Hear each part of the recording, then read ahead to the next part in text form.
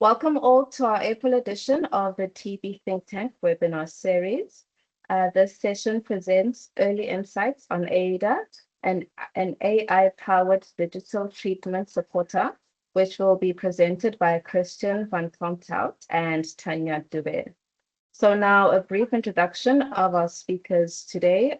We firstly have up here, we have Tanya Dube, who is a junior research manager at the Aurum Institute.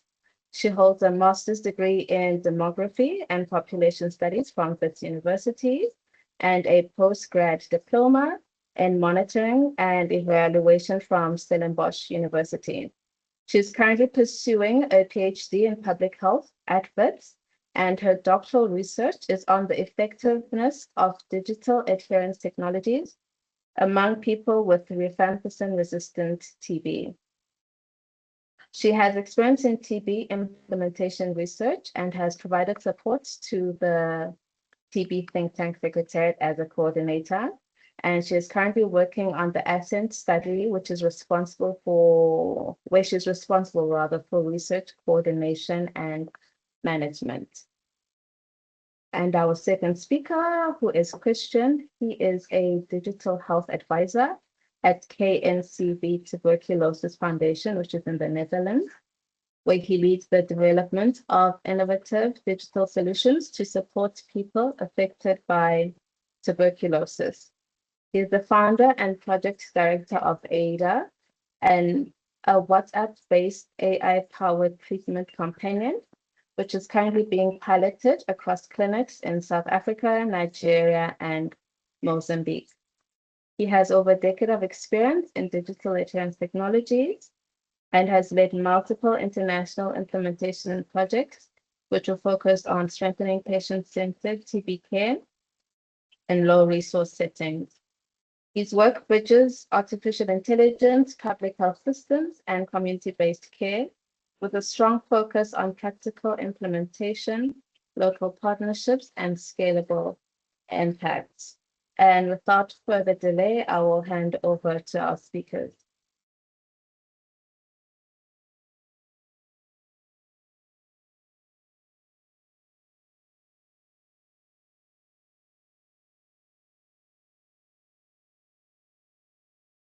Thank you for the introductions, Nolozi. So today, as you said, we would like to share early implementation insights from Aida, which is a WhatsApp-based companion designed to support people with TB in between clinic visits. Next slide. So as we know, TB treatment is challenging. Firstly, it lasts 6 months or more, and daily routines for the people living with TB are affected. Side effects are common, and people with TB come up with questions in between the clinic visits. Support that is currently available routinely is often centered around the clinic visits. Next slide. So in order to fill in the visits gap, Aida allows people with TB to ask questions anytime in between clinic visits. They can ask about symptoms and side effects, medication,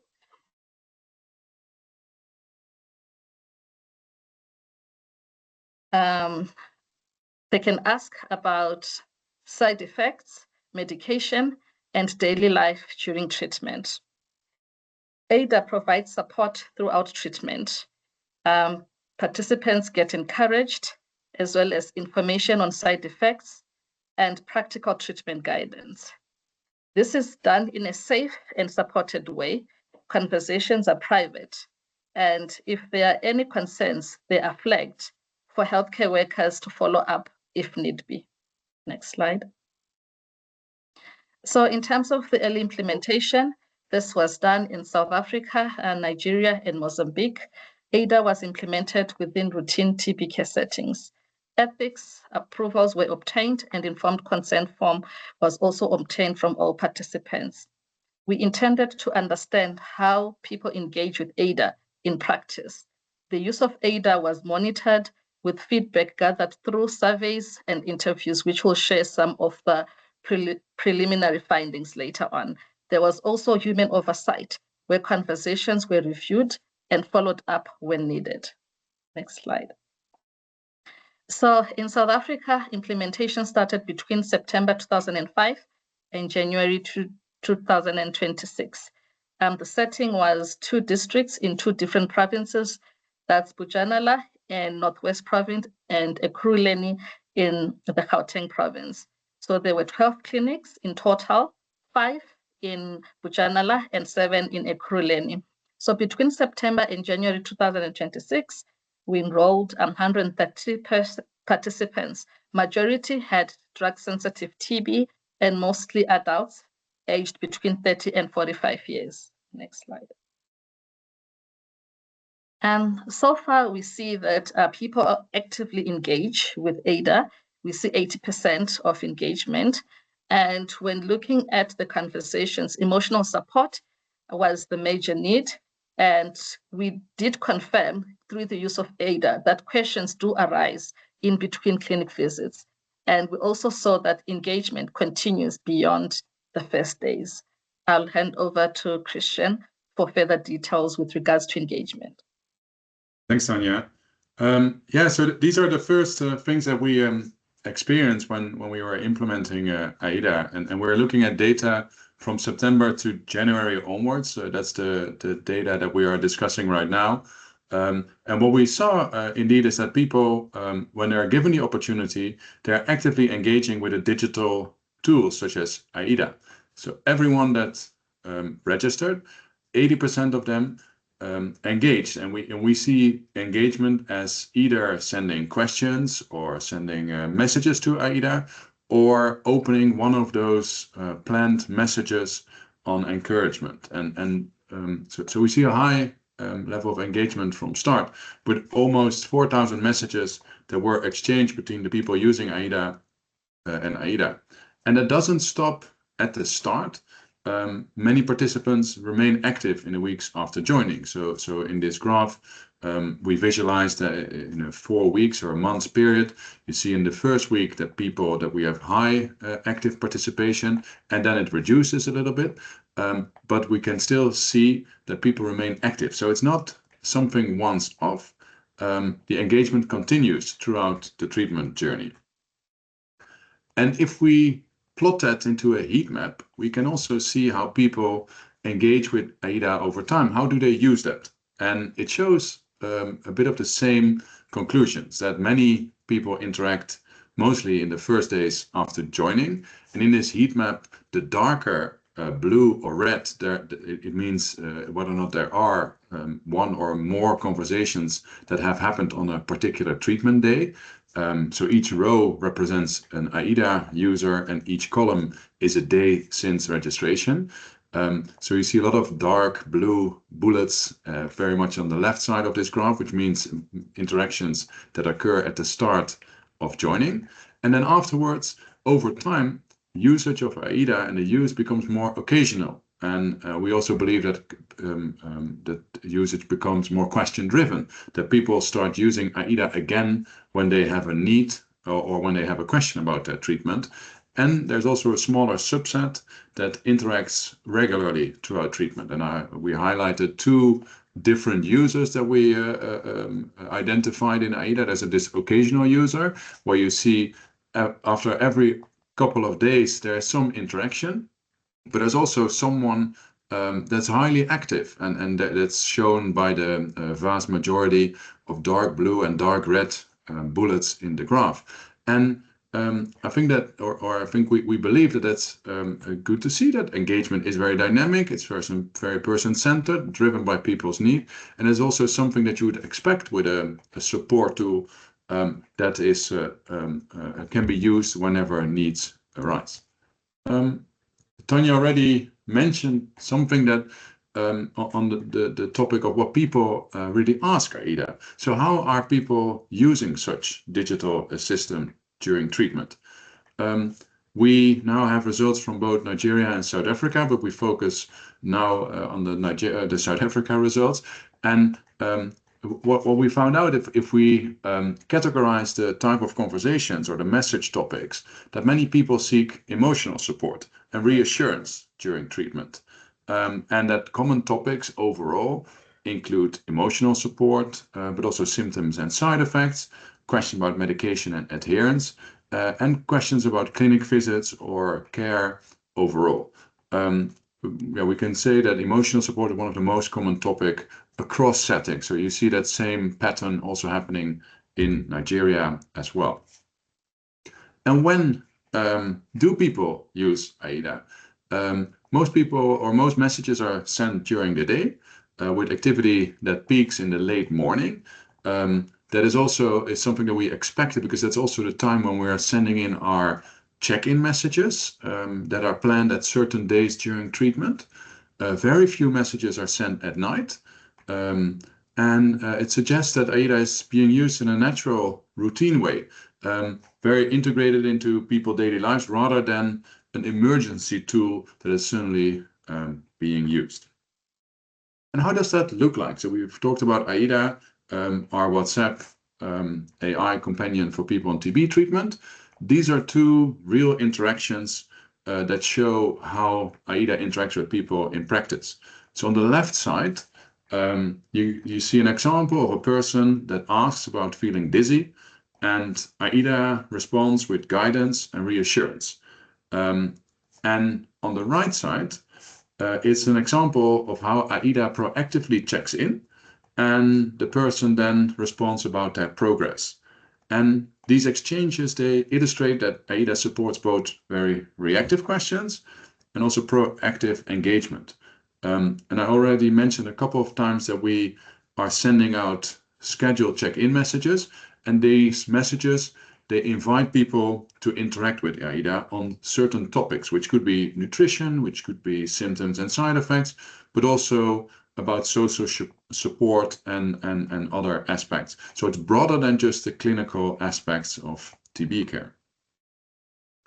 One of the more clinical relevant topics that or things that we found out is that people are also talking and discussing about their symptoms and side effects. It's not the majority of conversations. And we see that when people are invited to talk about it, they also talk about their often particularly mild to moderate side effects. And that's also related to our first focus on drug susceptible, the sensitive TB. But people talk about gastrointestinal symptoms, fatigue, and headaches. And it's very important that this does not reflect very clinical prevalence, but it does show that Aida also creates a space where people can raise concerns, often earlier than they would have said that or shared that while waiting on the clinic visit. So how did we make sure that the use of Aida is safe and that there is human oversight? Because when we were implementing it, it's an innovative tool, and we believe that safety should be at the central part of the systems. So all conversations that are happening between Aida and the users are monitored to identify potential safety risks and also enable appropriate follow-up. And it means that there's an automated detection of potential risk signals, and that flag messages by the users are also reviewed by the support staff. And if needed, cases can also be escalated for human follow-up when needed, with the idea that with Aida, the clinical responsibility remains with healthcare providers, and that Aida complements but not replaces clinical care. The last example is from signal to action. This shows how it works in practice. So when a potential risk is identified, for example, a serious symptom, an alert is generated and sent to the support team, which allows for timely human follow-up. So while Aida is automated by itself, it is always embedded within a human support system. And I think that's crucial when implementing AI systems for support. So now slowly hand over back to Tanya, who will share after these engagement slides, the insights from people that have been using Aida to understand trust, experience, and its use in a real world setting. Thanks, Kristian. So we asked participants about Aida using a short survey, And the results showing from 51 participants who responded to the web-based, to the WhatsApp-based survey. So the responses show that there was strong agreement that Aida is easy to use, it's helpful, and participants recommend it to others. So overall, participants reported high trust in Aida and that they would use it to better understand their treatment journey. Next slide. In addition, we conducted 21 in-depth interviews for the qualitative aspect. 9 participants were female, 12 were male, and they both came from the 2 districts. So the aim was to understand their experiences during the treatment. So we aimed to explore the emotional support aspect, treatment adherence, and overall experiences using Aida. So the preliminary results show that people valued Aida. We found that participants reported that Aida was easy and convenient to use, and it provided them with emotional support during treatment. For example, the participant said, Aida prevented me from thinking too much and encouraged me to always take my medication. Participants also reported that Aida offered clear and accessible TB information. For example, a participant said, usually I ask questions. Maybe if I'm feeling something like any pain, I ask Aida questions and then it responds accordingly. I also ask it about diet and it tells me. Participants also appreciated that Aida was private and safe to use, and it built trust while reinforcing connection to healthcare providers because they were referred to see the healthcare worker for support if need be. Next slide. There were also challenges we found when it comes to using Aida. One of the challenges participants reported was that there was limited access to mobile data. The pilot did not provide participants with any data. We wanted to see how it works if participants use their own data, and some reported limited access. And there was also a challenge with regards to shared phones or unreliable phone access. So if a participant was sharing a phone with a family member, they were not able to use the platform if that family member was not around. There were also reports of electricity and network disruptions. So we do acknowledge that the challenges existed, but people still engaged when they can. And also that these challenges were not about Aida in itself, but they just reflect challenges when it comes to smartphone ownership across low resource settings. Thanks.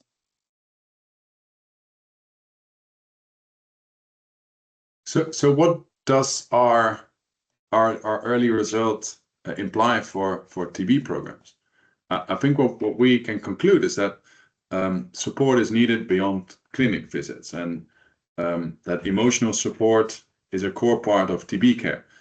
That if the right tools are provided, that side effects can be identified early and maybe also earlier outside of normal clinic visits, and that, at least what we saw in South Africa based on our surveys, the engagement data, that people trust and actively use digital support tools such as Aida.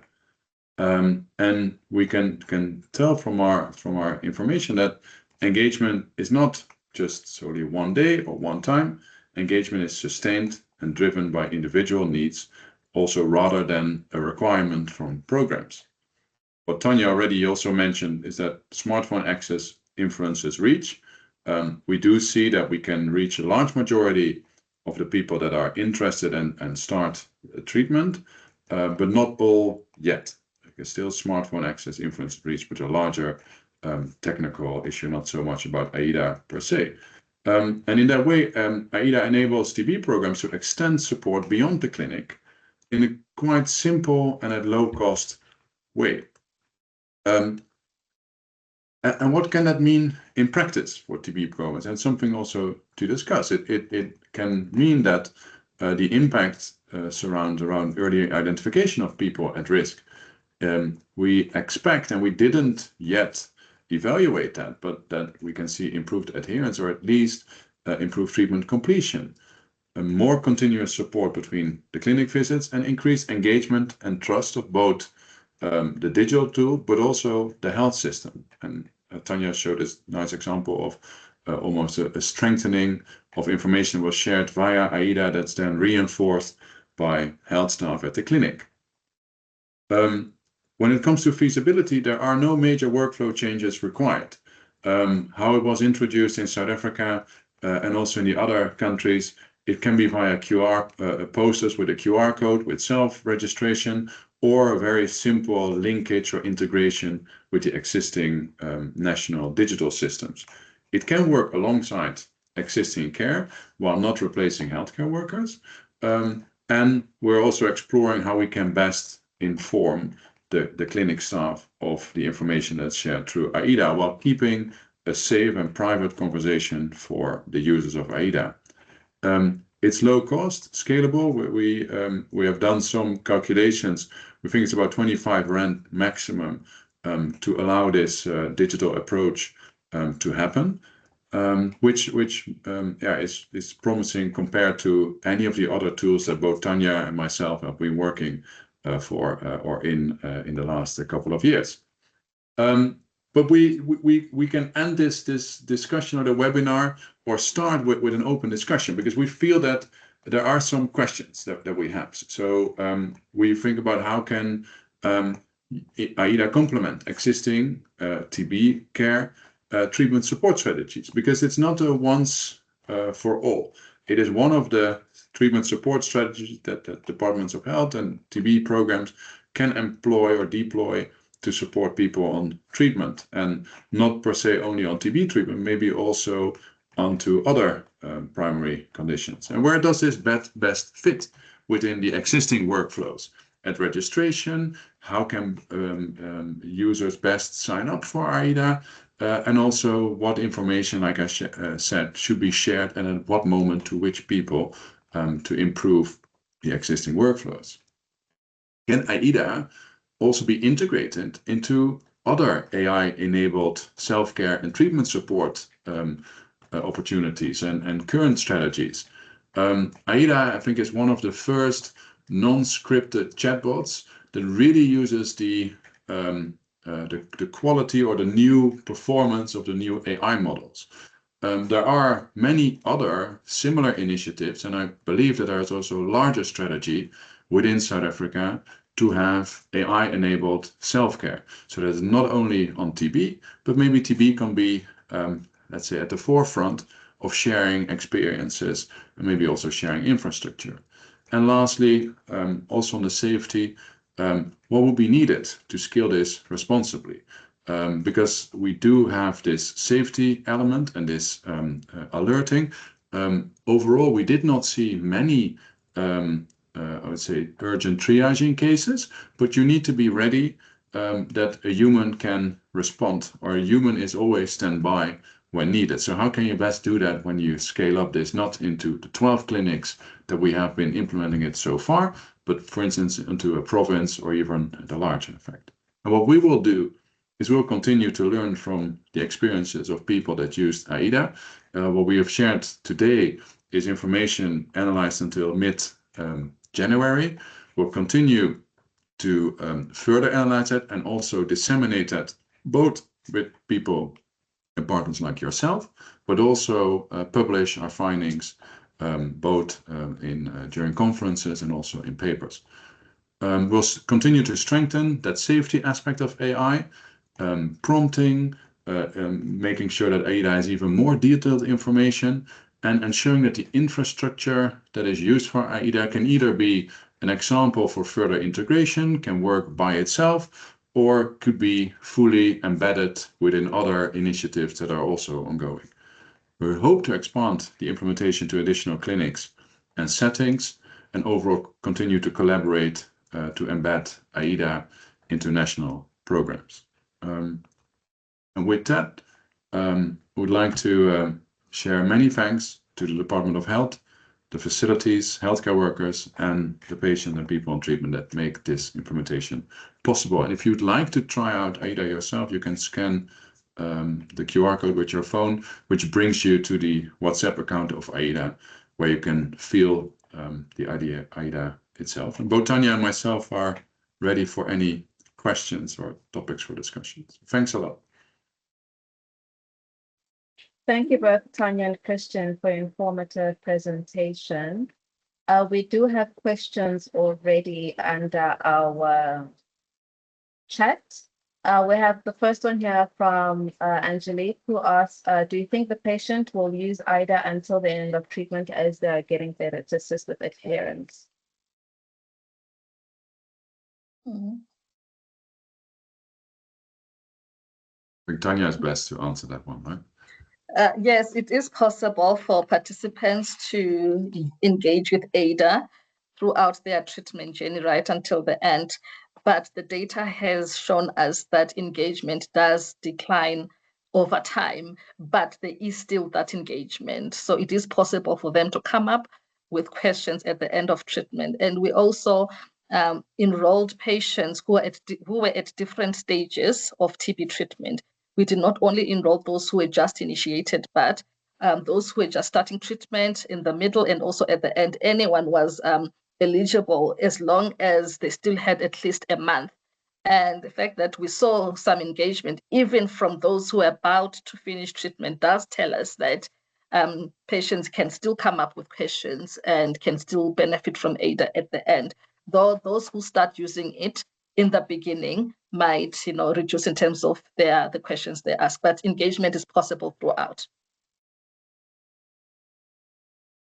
Thank you for that, Tanya. Our second question asks, regarding the engagement, do you see mostly engagement when Aida sends push messages and users respond to this, or rather when it is user-initiated engagement, and what is the ratio of this approximately? I think Kristian would answer that one. Yeah, it's a super interesting question, because how we've set up Aida is indeed people could register either at the start of treatment or indeed during treatment, and we saw differences. And there was a scheduled messaging that was structured around the treatment days. So someone that would start mid-treatment would also receive different messages than someone that started at the first day of treatment. So we were sending out messages, I think, every other 4 or 5 days. Not all messages are always opened, even if you send them out proactively. But what you do see, and we analyze that if there's any, if you send out a message, about 40% of the people start a conversation within 15 minutes after opening that message. So it does, if you send out the right messages, yes, you indeed start or initiate a conversation. You initiate a discussion or a conversation with the user. So it's tailoring the moment you're sending the message, the frequency of sending scheduled messages, and then also the content of those messages. And that's a further analysis that we will do as well, mostly because the cost aspects are very much into sending out those scheduled messages. They are quite a cost component of this approach. So you have to balance the number of these messages versus the requirements. So yes, we did analyze that. Thank you so much, Kristian. Attendees, please also note that you can raise your hand to ask a question, and then you would be able rather to unmute yourself. We have a question here asking, are the patients aware that they're talking to AI? Yes, they are aware, and that is covered during the consent process. And it's also one question we asked during the qualitative interviews, that how did you feel that you were talking to a non-human supporter? And they responded that, they really liked the experience. They were fully aware of that. Okay, thank you. And our last question here in the chat is asking, where is this information stored, and how safe is the information of patients? So the information is, so we use WhatsApp as the communication channel. We use Bird, which is a communication vendor that is also used by large enterprises to deal with the communication. We use OpenAI. So most of that is stored within the Bird infrastructure and can also be deleted when treatment ends. And only people that are part of the study team have any access to de-identified information. And we make sure also, that's also part of the consent, that that will happen, or that responses are monitored by the study staff. Okay, thank you for that. Colleagues, are there any other questions or comments that you'd like to pose to our speakers today? Please do raise your hand. It would be lovely to hear some of your voices. Sorry, I had one question, if that's okay. I asked about the engagement data and if the push messages sort of lead into more engagement. But I was also wondering a bit related to that, do people get incentives to be part of this study, or it's voluntarily for them?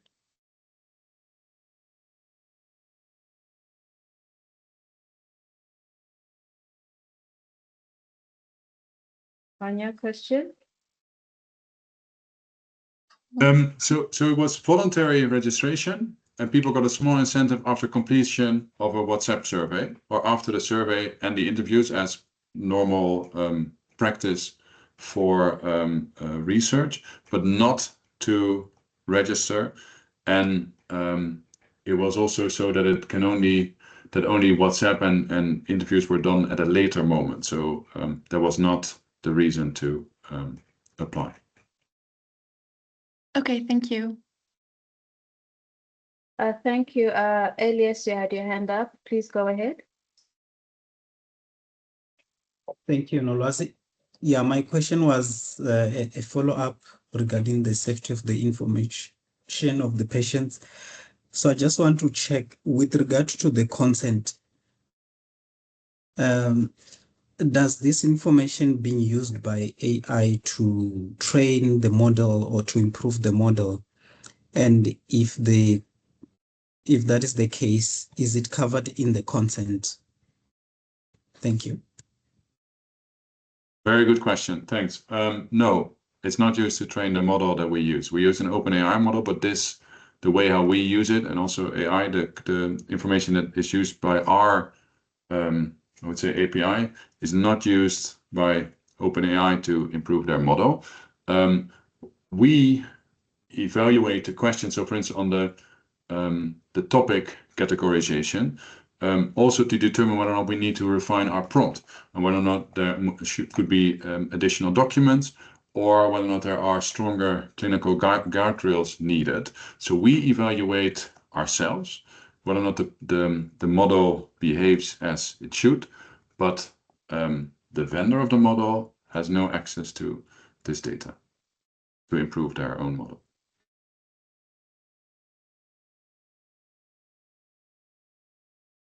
Thank you so much, Kristian. Angelique, you may go ahead.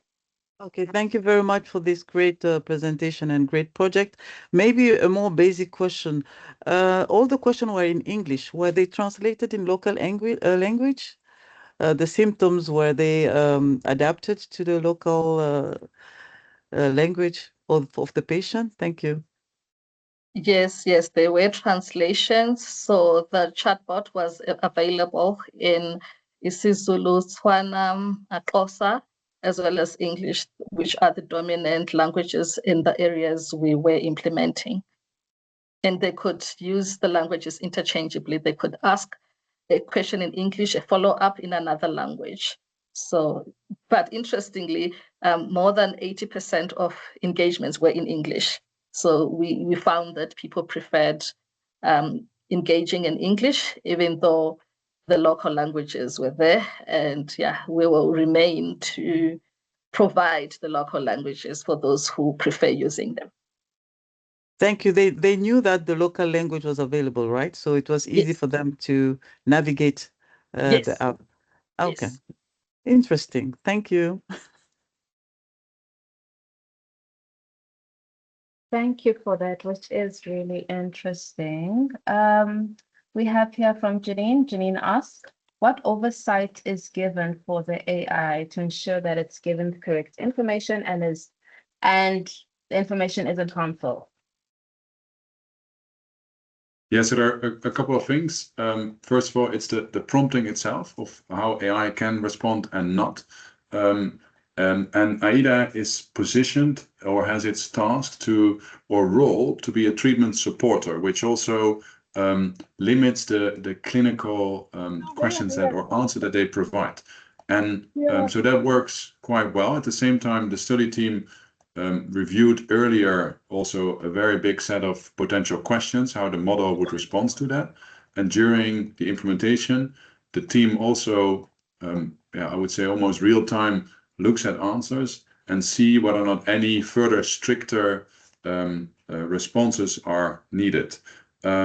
So that's how we make sure that it's not giving the incorrect info or not harmful info. And we also have had, and we were not needed to use that. But there was also a risk management in case harmful info would be provided or wrong info would be provided, that we could reach out to the participant and explain what has happened. And I think it's also in line with one of the previous questions, whether or not people are aware they are talking to an AI. That's something that is presented to them at the registration on WhatsApp under informed consent, but also continuously while using Aida. So it's human-like, but we make sure that we continue to message that they are not talking to a human, but talking to Aida, which is AI.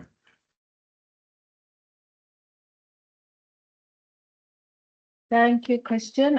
Angelique, and then thereafter, once she's been answered, the next participant can speak to the question. Yes, sorry, just a follow-up question. Among the patient, maybe the characteristic of the patient, were there any HIV co-infected patient, and did it make a difference? I think Aida have also enough information regarding HIV or some complication. Thanks. Okay, we did not collect data on HIV co-infection. No, I'm asking, were they patients? Some of the patients, were they among that category, that particular group of HIV co-infected with TB patient? I'm sure they will be there given the co-infection rate, but specifically we wouldn't know because we did not collect that data to know who is infected with HIV and who is not. So we would know that they were there given the rate we know, but in terms of the percentage, we wouldn't know. And also the platform is also designed to respond to TB specific questions as well. Okay, thank you.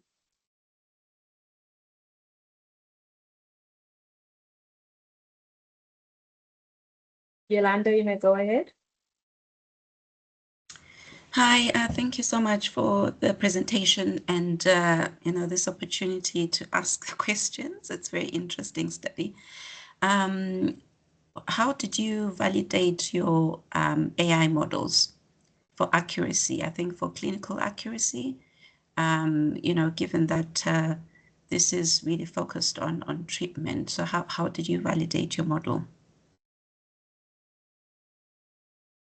At first, we validated by using or running many questions that we know because of that are being asked also during treatment, and to determine whether or not the questions are accurate, valid, and are safe. And we are continuing, so it's an ongoing process to use the conversations and the questions that our people have asked in real and the Aida responses to see whether or not that changes or improves or degrades. So for us to either change models, to improve the resources to these models, to make sure that these answers are validated. We also use existing materials to draft these answers, existing TB communication materials, and that's the way how we validate them. And that's also why I think for now, overall, what we see is that many of the aspects of Aida could be also spread to other diseases as well. And I think the way how people use Aida is not only there for TB, but for now, we are confident that we also know how this model should behave for TB-related questions and TB-related treatment. It's why it could be very generic for other diseases that currently our focus continues to be with TB, so we can evaluate the answers best with our experts. Thank you. Thank you, Kristian and Yolanda. So we have a question, we have two questions, right? They ask, knowing what you know now about the implementation of Aida, is this something you would do different? And secondly, how much would it cost for larger scale implementation of it? And the first one to you, Tanya. Okay, so based on some of the responses we got from the participants, they really wanted, a daily reminder in addition to them being able to ask any questions. So maybe that's one feature that could be added to Aida, daily reminders.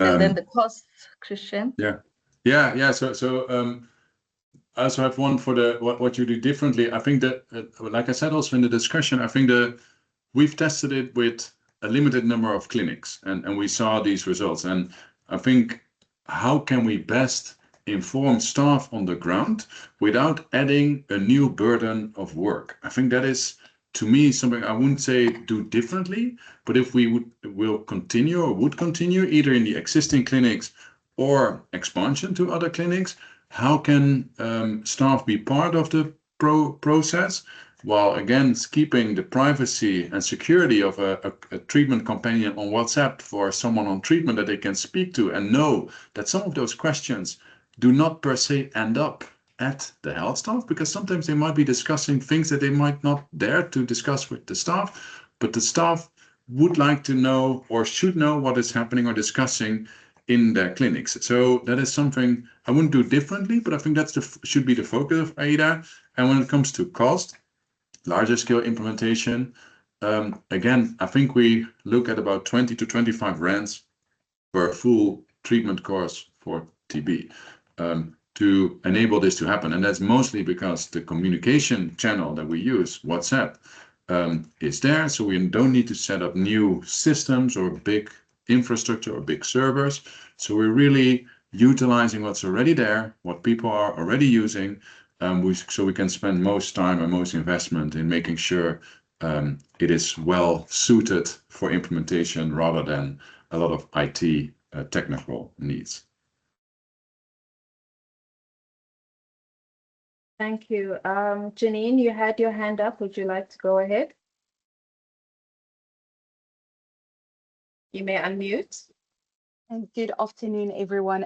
Thank you so much for the lovely initiative and presentation. So based on that, the prior question, I wanted to find out, can the frequency of interaction be changed? So if someone wants daily reminders now at the beginning of treatment, but maybe when we're 3 months in, we want to change that, we maybe need like a weekly check-in, wondering if that could be changed. Thank you. That's also a very good suggestion, I think. Yeah. And yes, certainly possible. So I think what we did with this demonstration is that we sticked to scheduled messages, and it was more difficult to send in daily reminders. But there's no barrier that indeed in the first couple of weeks people would receive a different frequency of messaging that and it could be very personalized, so very individual.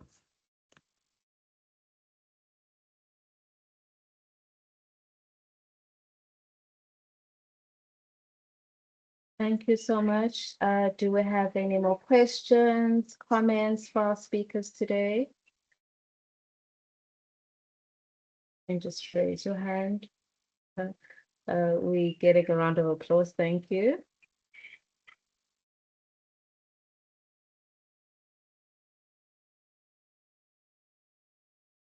People are loving this initiative. Also, in the absence of questions, I just would like to remind people that if they'd like to see themselves on this platform, they can email myself at info@tbthinktank.org. And we will see you guys next month, or rather, please do join us next month on the 8th of May, where we will carry on with part 2 of the highly interactive pediatric TB virtual ward round. So we'll be doing that next week on the 8th at the same time at 12 midday. Tanya, Kristian, do you guys have any last words, last remarks? Just to thank the audience for joining and their participation as well as contributions. We'll consider them for the next steps. Yes, thank you so much. Thank you so much. Okay, everyone, thanks for joining. Thanks for your time. And thanks to our speakers again, Kristian and Tanya. Thanks for your questions. And please do enjoy the rest of your day and the extra 14 minutes. Bye. Thank you. Bye.